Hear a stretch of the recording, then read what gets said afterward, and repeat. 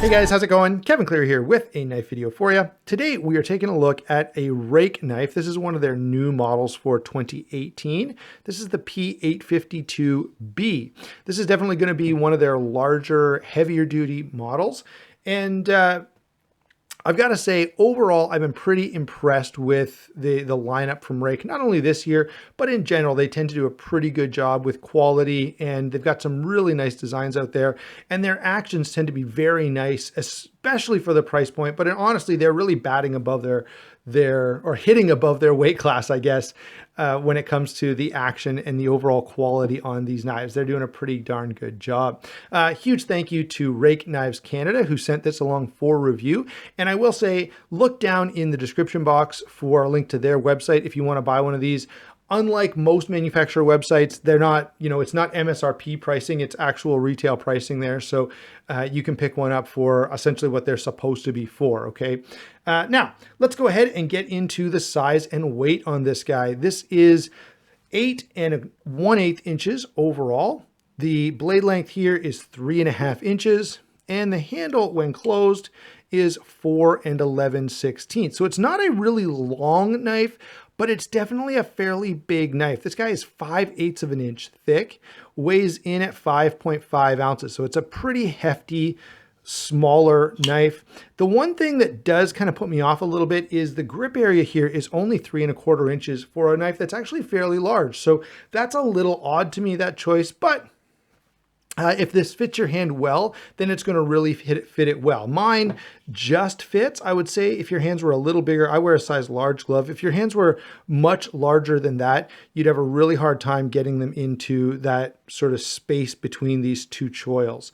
All right. So that's the one thing I would say in terms of how this knife carries. Yeah, it's a thick, heavy knife. So, if you're wearing a pair of jeans or 511s or whatever, you're not going to notice it. But if you're wearing, I don't know, linen pants or something, then yeah, it's gonna be pretty hefty for you, just to kind of give you an idea. Now, for me, I commonly carry my Curtis F3. I carry Rat Model 1 all the time, which weighs about the same. I carry lots of larger, heavier knives, so it's not a huge issue for me, but I know some of you out there are more concerned about, how slim and how lightweight the knife is. And this one is neither slim nor lightweight.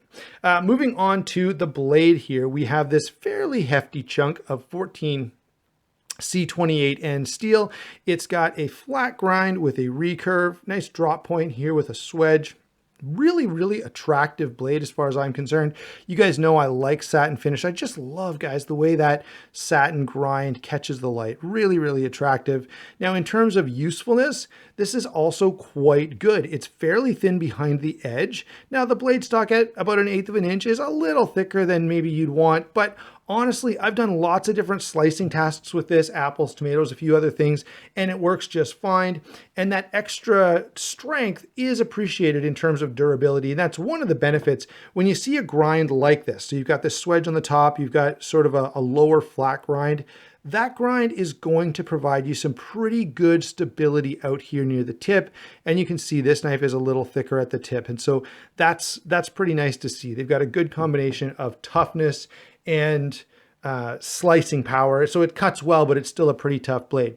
As in terms of the recurve, I think this is a nicely done recurve. It gives you that ability to sort of cut through material, and the material really kind of bites in as this portion of the blade comes through. I know some of you don't like recurves. I know I'll see some comments about that. I don't know. Honestly, I don't have a big problem sharpening them, and I just know that some people do. All right. So moving on from that point, let's talk a little bit about lockup and deployment. This is one of the areas I'm really impressed with on this knife. So not a whole lot going on that's crazy here. It's a liner lock. I do like the way they've done this liner lock. It's pretty thick overall, which I appreciate. It's easy to access. The flipper tab has a nice angle on it, pretty much right where you'd want to push. The detent is dialed in well so that it flips reliably. The one thing that I'm not a fan of is definitely this secondary lock here. So like many secondary locks, this pops up and then essentially it stops the lock bar from being able to be moved over. So, stops you, I suppose, from accidentally unlocking the knife and then closing it on yourself. But like I've said many, many times before, you should never be depending on a knife lock anyway. It's there as an added safety feature in case you forget or do something stupid by accident, but you never want to be counting on that as the thing that's going to keep you from cutting your fingers open. What you should be doing is only ever pushing this way with your knife. All right. The back is not sharpened for a reason. It's not for pushing on things. All right. So, I know a lot of companies add that secondary lock as if it's sort of a feature. To me, it's a little bit of a detraction, because what I always find is as I'm using this, especially this one, it slips forward really easily. And every time I've used this for any kind of, serious cutting task at all, I have accidentally locked the knife on myself, and then I try to close it and I'm like, why won't this close? And I have to be like, oh yeah. Okay, so that's my only real complaint about the action and the lockup and all of that is that secondary lock. It can get in the way sometimes. What I will say is this though, this knife has really, really smooth action because of the fact that it has roller bearings. And that's something that I just really, really enjoy. I would love it if, if the ZTs of the world and various other companies that use bearing pivots would switch to roller bearings. It's just a different feel. It's cleaner, it's smoother, it feels a little more stable. Really, really like the addition of roller bearings, especially on a knife at this price point. And I think these are probably around 60 bucks Canadian and probably, I don't know, 45 US. I could be a little off on that, but I think that's in the ballpark. So this is a fairly budget-friendly knife. It's certainly not going to break the bank. Overall, really, really like the Lockup deployment here. It's comfortable, it's easy to use. The detent is set where it needs to be. The only real issue is going to be that secondary lock. Let's go ahead and talk about this handle. So we have 3D machined G10, full G10 backspacer, fairly thick stainless steel liners. You can probably see, you can see it a little bit there at the back. And let's see if I can show you on this side as well. There you go. You can kind of see that these are milled out to save some weight. Now it's still a pretty hefty knife, but at least they did put an effort in to reduce that weight. It could have been even worse, okay? The one thing I would say about this knife, and I think this would, alleviate a couple of issues, is the fact that they use such thick G10 in the scales here. If they had, just thinned this down a little bit, taken this down till the knife was only about 1/2 inch thick, maybe not contoured it as much, not only would the knife be a little bit lighter, it would be a little slimmer in pocket, and it would also be a little slimmer overall in terms of fitting your hand. So that's one complaint. The other complaint I have is the way that they've done this cutout. It does fit my hand pretty well, okay? I'm fairly comfortable in a saber grip or even a hammer grip on this knife. However, it just fits. Like there's my pinky finger and it's just barely getting into that choil. So if your hand was much bigger than mine, you'd have a hard time fitting your whole hand in between here. And that's the one miss, because it seems very natural. You could have just left this and kind of finished out here at the tip back here. And that would have allowed for a much greater variation in hand size who would be able to kind of use this and enjoy it. So with all that said, on an ergonomic front, it feels pretty good to me, and there's no real hotspots or anything, but I could see a potential hotspot for anyone whose hands are much larger than mine, okay? That means, I guess what I would say here is, if you're gonna buy one of these, I think it's a great knife, highly useful, well put together, but you're probably gonna wanna at least test it in hand. So go into a store where you can handle one, get a hold of it and see if it fits your hands. Or if like I wear a size large glove. So if you wear like a medium glove, then you can be pretty confident that you're going to be fine, or even a small. But if you're wearing extra large or extra large or something, this might be one to at least check out before you buy it. All right.